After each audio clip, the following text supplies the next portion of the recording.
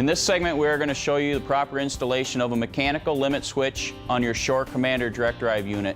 The first step would be to disconnect your power. Just unplug your extension cord or your 12-volt battery. Then moving on, you remove the 6 screws holding the faceplate cover on your control panel. So remove the panel, then once you're inside, there's a series of blue wires with an orange connector. Remove that orange connector, save that for later. Then inside there is a yellow and brown wire.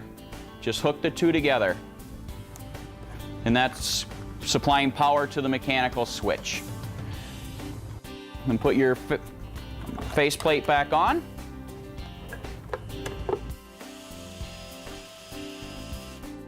The next step after reinstalling your faceplate cover is to mount the mechanical limit switch. Typically, you'd mount that right on the winch post, so when the pull arm comes up, it will activate it.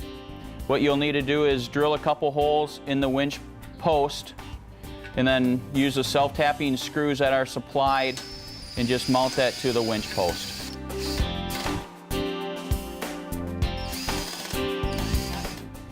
Take your mechanical limit switch, hook that into the power unit,